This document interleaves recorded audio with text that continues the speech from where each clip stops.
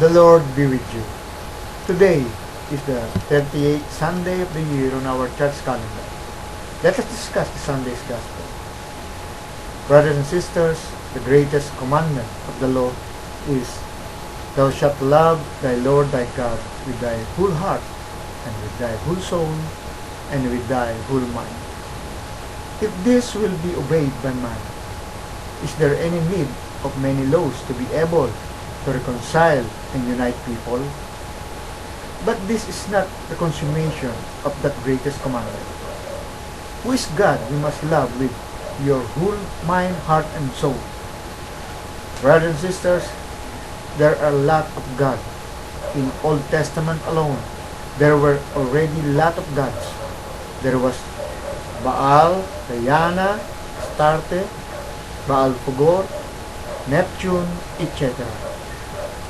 In our present times, there are bad gods, good God, true God, and genuine or real God. The bad God is for people who recognizes the power of money, positions, force, swindling, fooling, drugs, etc. While the good God is for people who recognizes ethics or humanism. In religion sects founded by own intellect of man, man-made religion that did not built by the will of God, they teach pure goodness even they go against the religion founded by God. The result is the division of faith.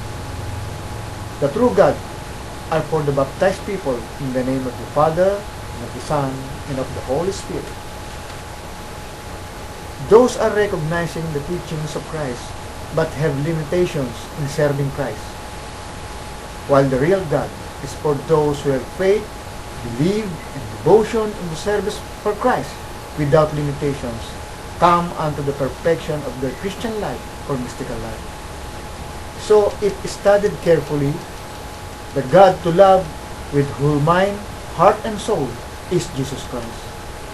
Only Jesus done miracles that the human founders of religion never done.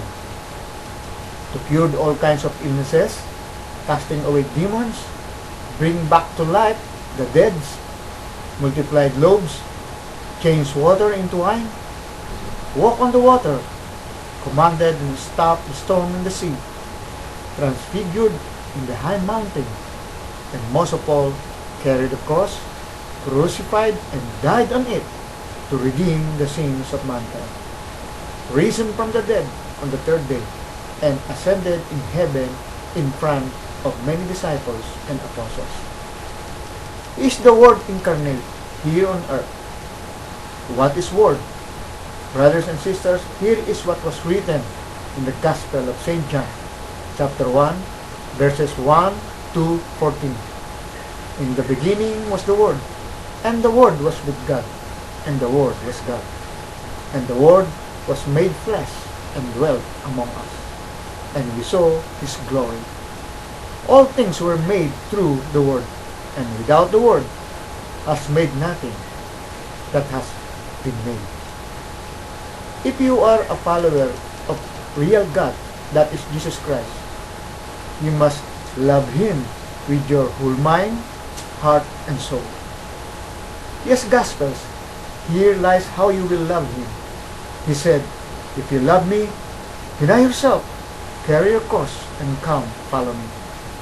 What self you will deny, and what cross you will carry on. The self that you will deny is your old self, full of shame, fear, and reasoning power against the truth. Pride, anger, envy, avarice, lust, gluttony, and sloth. While the cross you will carry on are the trials, tribulations, temptations, enemies of the soul, which are the devil, the world, and the flesh. Then follow Him in the way, the truth, and the light. If this will happen, we will follow the second commandment, Thou shalt love thy neighbor as thyself. On these two commandments depend the whole law and the prophets. Who and what neighbor shall we love? The soul of our neighbor before the body. Love for the soul over the flesh. The soul will face God in Judgment Day. That's why the soul must be loved. How? The soul is composed of the mind, heart, and will. The heart must be cleansed by the tears of penance. The mind must be taught to recognize and study the words of God. And the will must be guided to obey the will of God. In these ways, show the love for neighbor, the same as ourselves, because we have also souls like them. If we already love our neighbor's souls, then we can love their bodies, same as our bodies. We are from Mama Mary.